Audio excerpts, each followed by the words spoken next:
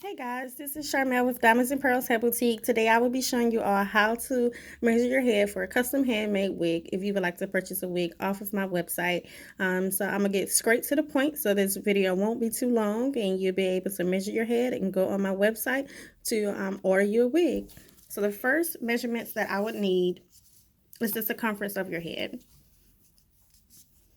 So you will get a measuring tape.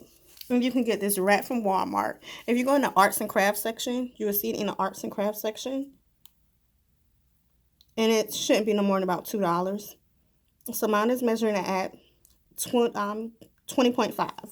So I will use a canvas head between a 20 and a 21.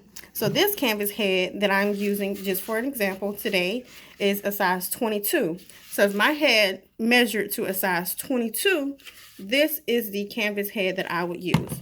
Okay, so the next measurement would be from the front to the back. And if y'all see ink all over me, please don't mind it. I just got off of work, so I have ink all over myself. So the front and the back, for the front to the back, for me, measure 12. So I was transferred those same measurements to the mannequin and measure from front to back. So that will let me know how long your head is, so I can make sure that the wig is long enough. Okay, so the next measurement will be from ear to ear. So as you can see, my ear to ear is about 10. I would transfer that to the mannequin head. That will let me know how wide your head would be. And the next measurement is nape. So my nape is measuring about at 5. So I would transfer that to the back, and that will let me know that measurement for your nape. Okay. So again, just to go over that really quick with you all, you would do the circumference. That will let me know which mannequin head size to use, front to back. So I would know exactly how long your wig cap needs to be scratched from ear to ear. So I would know how wide your head is, and the nape. And another measurement you can also send me as well is wherever you want your closure to be. So let's say, for instance, if you want your closure to be in the center, you would measure your head where your closure would be at.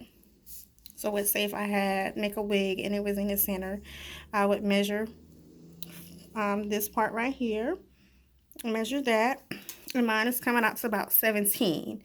That's how wide mine is. So when I put the band on, I would put it a little bit inches less than 17, so probably about 15 or 16. So when you put your wig on, your band will hold down well on your head. So those are the measurements that I will need to make a custom handmade wig for you. And you can shop on my website for wigs that I currently have available. And it's www.dphairboutique.com. And again, if you need a measuring tape to measure your head, you can get this directly from Walmart, and it shouldn't be no more than $2 or $3 to measure your wig, to measure your head for your wig. If you have any questions, definitely leave a comment below. Make sure you subscribe to my channel, give me a thumbs up, and don't forget to hit the bell notification. Y'all have a great day.